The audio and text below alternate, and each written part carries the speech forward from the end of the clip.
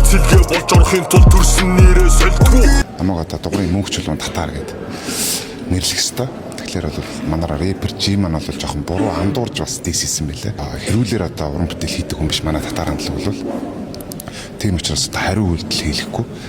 Хэрвээ шаардлага үүсвэл одоо харин ч одоо боксинг тэмцээнд гард юм уу яа дээ те. Өрн дуудд юм уу яа дээ. Тэгж асуудлыг шийднөхөөс би бол хэрүүлэр шийдэхгүй л гэж бодож байгаа. Хамгийн түрүү нэгдүгээрт яг тэрэн дээр бол яг энийг үзэж байгаа хүүхэд залуучуудаа нэг юмыг яг захиж хэлмээр байна. Ямар ч асуудлыг шийдэх гарцсан хизээч зодоон буюу хүчирхийлэл байдаггүй шүү гэдгийг хэлмээр байна. Нөгөө талаасаа бас надад дийслүүлсэн хүмүүс тэгээд ярилцлага өгд юм дөө.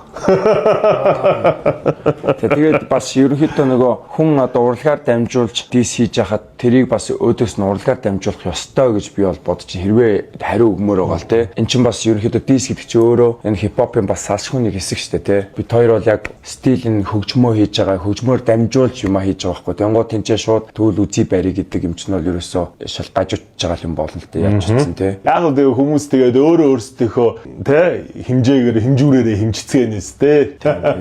Тулааны спорт те октагон, ринг, дивжээ гэдэг бас чадахгүй хүмүүсийн очиж бас хүн хөгжөөдөг газар бас биш шүү. Тэрийг бол би ер нь ариун газар гэж заалгаж ирсэн. Хүмүүсийн багтлыг ханах гэж тэнцээ додолдоод байж идэг юм ч тийм юм биш шүү. Тэр ринг гэдэг бичлэг дээр нөгөө бас юу хэлсэн ч те. Нэрээ солиогүй, нэрээ югт, нэрээ нэмсэн байсан. Гэхдээ тэр чинь бас юу байгаа байхгүй. Одоо тэр ингээд сонгуульд сэлгээ болж орохын тулд төрсөн нэрээ солидгүй гэж байгаа шүү дээ. Яг энэ панчн дээр чинь бол зөвхөн нэг хүн биш байхгүй.